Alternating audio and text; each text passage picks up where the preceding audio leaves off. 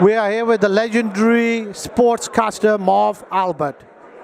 Boxing, NBA, hockey, Olympics. He's a legendary guy, and you have two more brothers, I believe, who are in the same profession. It's like a family business. Tell us how you got involved in this business, Mr. Albert.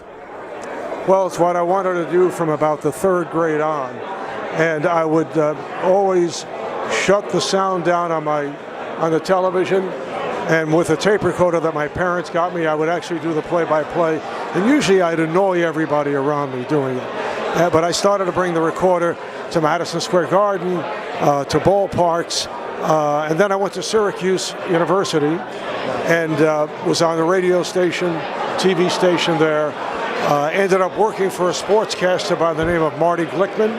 Have you ever heard of Marty? Yes. He did the Knicks on radio, did the Giants on radio. I was his researcher and producer, and to make a long story short, he put me on the air, gave me a shot, gave me a big break, ended up doing the Knicks, the Rangers, went to NBC television, did the sports 6 o'clock and 11 o'clock at night. Also then was elevated to the sports network, so I ended up doing boxing and NBA in the glory years of Michael Jordan. Right. So that was a great break, and now I'm doing NBA every Thursday on TNT, and I'm doing boxing on NBC for PBC. What I wanted to ask you is how did you come up with Yes? That's a classic. Everybody knows Yes.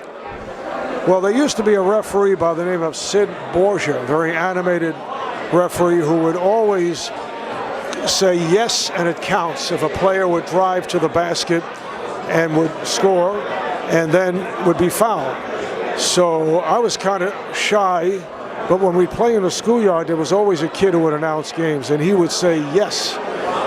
So for some reason it came out on a Knick broadcast, and it just seemed to be fit right into the terminology, and then people started repeating it back to me as you are. Players would use it, and I started to use it from time to time. Boxing, how did you get involved in boxing? You're presently doing premier fights for Al Heyman Promotions, doing a wonderful job with your co-host Sugar Ray Leonard and BJ Flores. Love the boxing announcer. Tell us how you got involved in that, Mr. Albert. Well, when I was a kid, my father would take me to fights all the time, so I was always a very big boxing fan. But when NBC started to carry it in the days of Sports World back in the 1990s, they asked me to do it. And we were doing championship fights. This is before HBO and Showtime came along, so we were doing all of the big Hagler, Hearns, Leonard fights.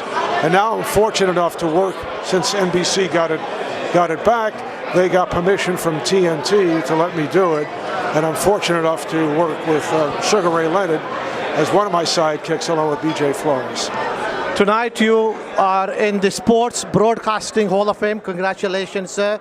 You richly deserve that. I grew up as a kid watching you through the NBA games, especially the Knicks and many of the others, and even listening to you on the radio stations also. You did some radio work also. Well, I appreciate it. I was 12 when I started. You realize that? That's a joke.